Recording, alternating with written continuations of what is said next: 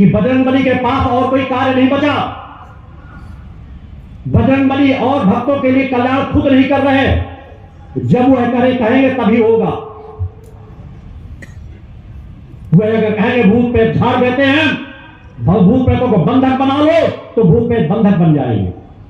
मैं उनसे पूछना चाहता हूं, अगर भूत प्रेतों को बंधक बना लेते हो तो भी वहां जाने के बाद दोबारा क्यों प्रभावित होते हैं? तुम्हारे एक आदेश पे उनके ऊपर डंडे बरसने लगते हैं, तो एक बार भी उनको सजा दे दो। क्यों बार बार हर महोत्सव बुलाते हो?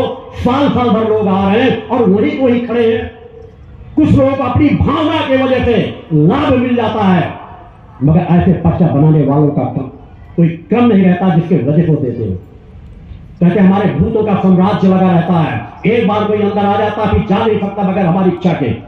तुम सैकड़ों सैकड़ों भूत भेज करके भूतों को पकड़ लाते हो।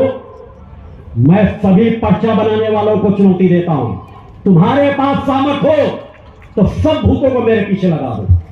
अखंडियों का, उन ढोंगियों का जो त्रिकाल अपने आप को कहते हैं त्रिकालदर्शी दरबार चलाते हैं, मानवता को लूट रहे हैं, ठग रहे हैं।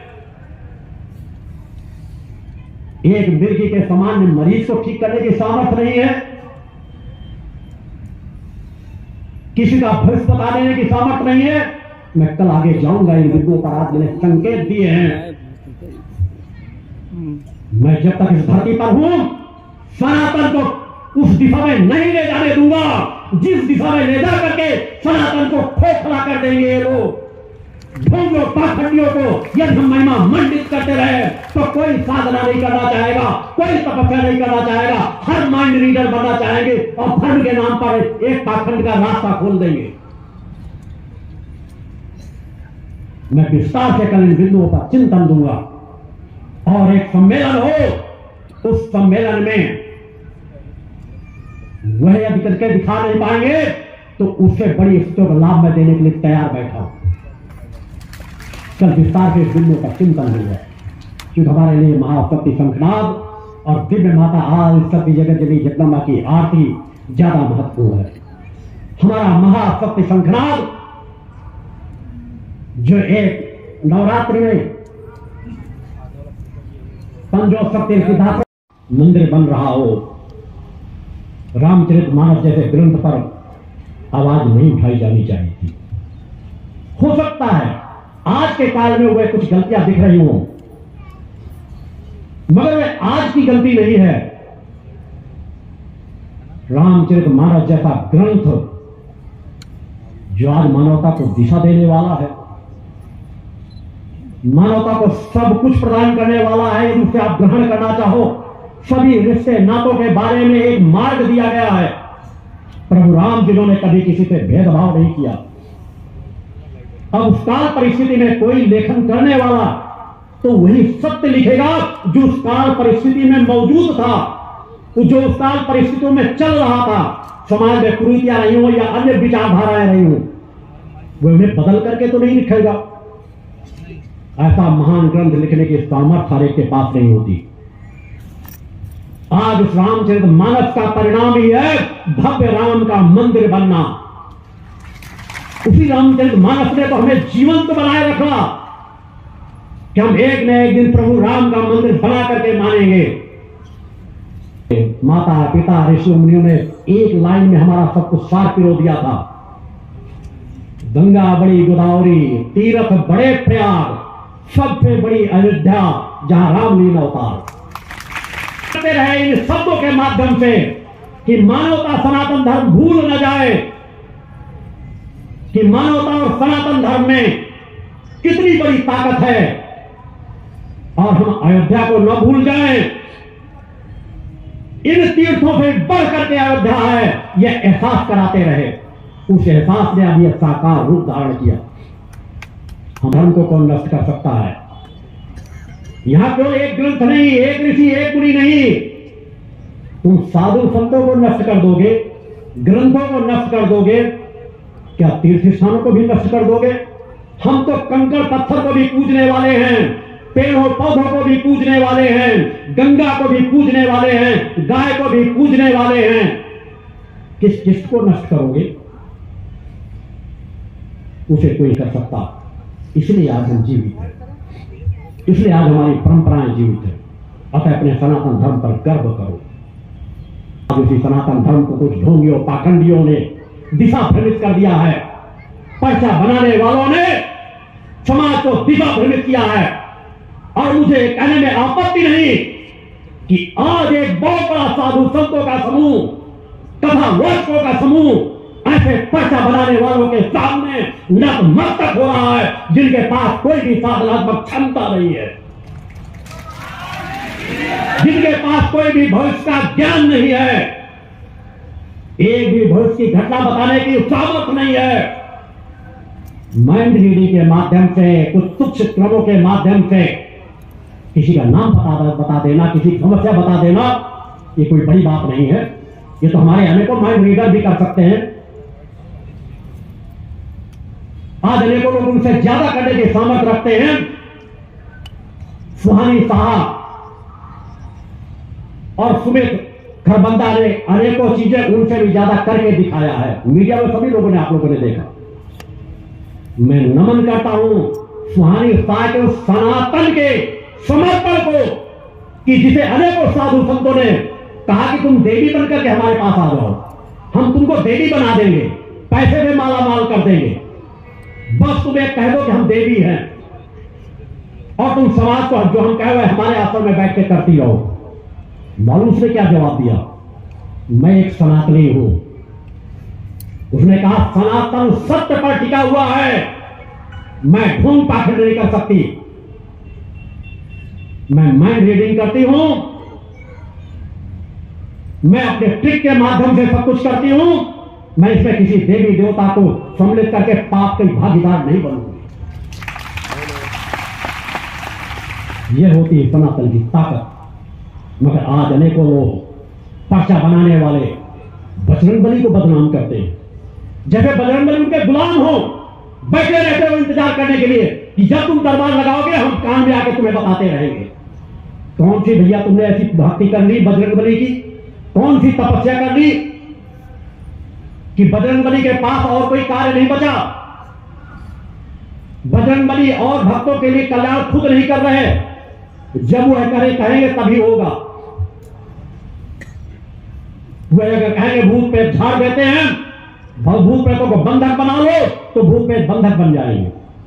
मैं उनसे पूछना चाहता हूं, अगर भूत प्रेतों को बंधक बना लेते हो तो भी वहां जाने के बाद दोबारा क्यों प्रभावित होते हैं? तुम्हारे एक आदेश पे उनके ऊपर डंडे बरसने लगते हैं, तो एक बार भी उनको सजा दे दो। क्यों बार बार हर महोत्सव बुलाते हो? साल साल भर लोग आ रहे हैं और वही को ही खड़े हैं। कुछ लोगों को अपनी भावना की वजह से लाभ मिल जाता है, मगर ऐसे पर्चा बनाने वालों का कोई क्रम नहीं रहता जिसके वजह को देते हो। कहते हमारे भूतों का साम्राज्य लगा रहता है, एक बार कोई अंदर आ जाता फिर जा नहीं सकता बगैर हमारी इच्छा के। तुम सैकड़ों सैकड़ों भूत भेज करके भूतों को पकड़ लाते हो। मैं सभी पर्चा बनाने वालों को चुनौती देता हूं, तुम्हारे पास सामर्थ हो तो सब भूतों को मेरे पीछे लगा दो। एक रोया भी टेढ़ा करके दिखा दोगे तो मैं मान जाऊंगा। बोल गुरुदेव भगवान की जय। क्यों ढोंग पाखंड रचते हो? क्यों सनातन को बदनाम करते हो? पंडोखर में गुरुशरण शर्मा जैसे लोग पूरे समाज को दिशा भ्रमित कर रहे हैं, पैसे के बल पर लोगों को बेवकूफ बना रहे हैं। 11,000 51 हजार आहुतियों के नाम पे, कभी किसी चीज के नाम पर 300 का नारियल दे करके बेच करके, और बताने की सामर्थ्य कुछ नहीं है। मैं अपना ज्यादा समय इन चीजों में नहीं दूंगा। कल इन विषय में और विस्तार से आपको इंगित करूंगा, विस्तार से बताऊंगा। अनेकों स्थानों की स्थितियां हैं। प्रेमा साईं जैसे लोग ऐसे हैं जो कहते हैं डीएनए हम बदल देते हैं। मातंगी माता का दरबार, मातंगी माता जैसे उनकी गुलाम हो। इतने मंत्र इधर पे पढ़ो, इतने डंडे इधर पे मारो, इसको भक्त कर दो, इसका खून बदल दो, इसको ले जाके इसकी भक्त प्रेतों की जाके नदी में बहा दो। अगर भैया सब कुछ कर सकते हो तो फिर दोबारा भूत प्रेत कहां से आ जाते हैं? यहां पीठ से निकाल रहे हैं, सर पे निकाल रहे हैं, जीवा से निकाल रहे हैं, उनके बच्चों को भी बुला रहे हैं। कितना बड़ा पाखंड रचोगे पैसे के लिए? और सब पैसा वसूल करते हैं, करोड़ों करोड़ों रुपए की संपत्ति इकट्ठा करते जाते हैं और थोड़ा बहुत मानवता के कल्याण में लगा दिया तो वाह लूटना चाहते हैं। मगर हमारे सनातन धर्म के धर्म प्रमुखों को क्या हुआ? ये ढोंग पाखंड उन्हें नजर नहीं आता? क्या हमारे तपस्वी ऋषि मुनि ऐसे थे? बागेश्वर धाम के धीरेन्द्र शास्त्री जैसे? मैं साफ सम्मान चुनौती देता हूं, किसी गर्व घमंड से नहीं, सम्मान के साथ तुम कथा सुनाओगे, स्वागत करता हूं। मानवता के कल्याण के लिए कार्य करोगे, स्वागत करता हूं। मगर अपने आप को सिद्ध करोगे तो जब तक इस धरती पर सच्चिदानंद शक्ति पुत्र मौजूद है, तुम्हारे ढोंग पाखंड को चुनौती पिछले 35 सालों से देता चला आ रहा है। हर मंचों से दी गई है, कोई आज की नहीं। इसलिए मैंने एक सम्मेलन की मांग की है कि एक ऐसा सम्मेलन हो जहां पर सत्य सत्य का परीक्षण हो सके कि किसके पास आज आध्यात्मिक शक्ति है। भूतकाल बिता देना तो बहुत आसान है, भविष्य कुछ चीजें बता करके दिखाओ तो मैं भी नमन करूंगा। और मैंने अपनी यात्रा में 8 जगहों के बीच अगर आज अपनी बात कहता हूं, वह सभी प्रमाण दिए। और अगर मेरे किसी एक प्रमाण को जो रिकॉर्डेड है कोई गलत साबित कर देगा तो उससे बड़े 10 प्रमाण और उपस्थित कर दूंगा। भगवान के यज्ञ में 25 साल पहले जब कोरोना आया, उसके 25 साल पहले कह दिया था कि 25 साल बाद एक ऐसी महामारी आएगी जिसे करोड़ों करोड़ों लोग मारे जाएंगे और विश्व युद्ध प्रारंभ होगा जिसमें भी अनेकों लोग मारे जाएंगे। कोरोना जैसी महामारी आई है, किसी की आंखें तब भी ना खुले तो उसकी अज्ञानता होगी। इसलिए मैंने कहा है कि एक मौका यदि हमारे धर्म प्रमुख चाहें तो मेरी मांग है कि मैंने समाज के लिए सभी प्रमाण दिए हैं, उन यज्ञों के माध्यम से एक नहीं सैकड़ों ऐसे कार्य जो धीरेन्द्र शास्त्री जैसे लोगों को एक कार्य ऐसा करके दिखा दें। भविष्य की घटनाओं के बारे में अनेकों लोगों की मृत्यु के दिन और तारीख, किसके द्वारा मौत दी जाएगी, इसकी जानकारी दी गई है। चित्रकूट जैसे जगह पर किसी के द्वारा की जाने वाला यज्ञ का कर्म का मैं वहां उपस्थित था। पहली आहुति पढ़ते ही मैंने बता दिया था कि इस पंडाल पर आग लगेगी, क्योंकि मैं अग्निसिद्ध साधक हूं, अग्नि मेरी चेतना है। जिस तरह आप कोई किसी दूसरे को सामने देख करके, एक माता पिता अपने बच्चे को देख करके बता देती है बच्चा क्या करना चाहेगा, उसी तरह हमें ये सब दिव्य शक्तियों के अग्निदेव प्रचलित होते ही अग्निदेव का स्वरूप क्या होगा वह स्पष्ट हो जाता है। मैंने 3 बार टोका था। पहली बार कहा अग्नि यहां लगेगी, उन्होंने मेरी तरफ देखा, मैंने कहा हाँ जो मैं कह रहा हूं लगेगी।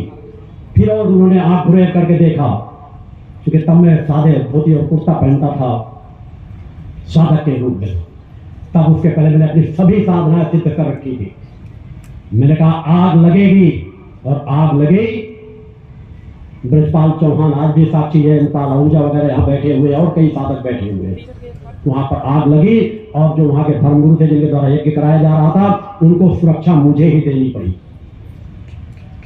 उनके होटल पर लोग हमला करने के लिए आ गए थे विरोध में, मगर चूंकि मैं फतेहपुर जिले का ही था, बांदा मेरी ननियाल थी, वो कोई क्षति नहीं पहुंचाया।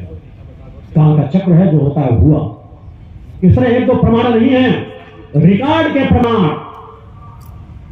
दर्जनों प्रमाण, एक स्थान पर रहकर दूसरे स्थान की जानकारी देना।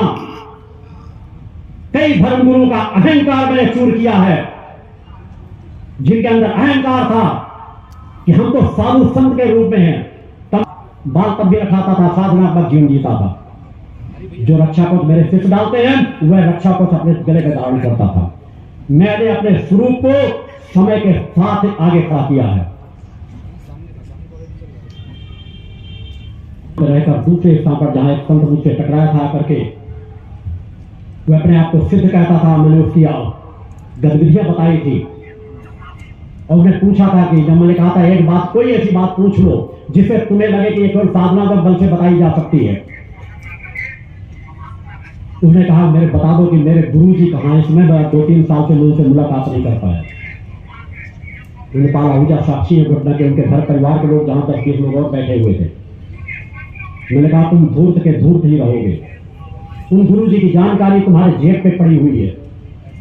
गुरुजी तुम्हारे बलात्कार के केस में इस देश में जेल की सलाखों के अंदर है, जिसकी जानकारी तुम्हें है। मैंने एक मौका दिया था कि कुछ भी ऐसा पूछो जो तुम्हारे लिए भी लाभदायक हो। अब मैंने कहा बताऊं कि तुम इस गांव में रहकर क्या क्या करते हो। मेरे पैरों पर उसने सर रख दिया। ये घटना समाज के बीच की है। मैंने कभी इस तरह के चमत्कारों का साथ लेकर के समाज को नहीं जोड़ा। किसी का बच्चा कहीं खोया हुआ हो, चर्चाएं चल रही, जाने को लोग पूछ कर वो बच्चा यहां रह रहा है, वहां गया है, उसको यहां से मिलेगा। मैं वहीं पर बैठा हुआ था, कई लोग जानकारी दे रहे थे, उनके घर के परिजन आए थे। मैं हंसने लगा। मैंने कहा किस तरह भूत बनाते हैं, लोगों को बेवकूफ बनाते हैं। मैंने कहा तुम्हारा बच्चा वहां कहीं पर नहीं है। बच्चा तुम्हारा इस दिशा में, इस जिले में है और वहां सुरक्षित है, और 2 दिन बाद सुरक्षित आपके घर पहुंचा दिया जाएगा। ये सब घटनाएं मेरे जीवन के साथ हैं। मगर मैं आपको मंच से कहता हूं, मैं किसी की चोरी की बात नहीं बताता, क्योंकि मैंने अपनी साधना जिस दिन से संकल्प कर रखी है, कोई किसी तरह का लाभ, किसी को कार्य में फलीभूत करना, इसके लिए नहीं। वहां आप आइए, साधना कीजिए, मां का आशीर्वाद प्राप्त कीजिए। मुझे किसके साथ क्या आशीर्वाद देना है, यह मेरा कर्म है। एक नहीं, अनेकों लोगों को जीवन दान दिया गया है, मगर जीवन दान का तात्पर्य नहीं कि तुम लेकर के आओ और तुम्हारे कहने से मैं किसी को जीवन दान दे दूं। ये मेरा कर्म है।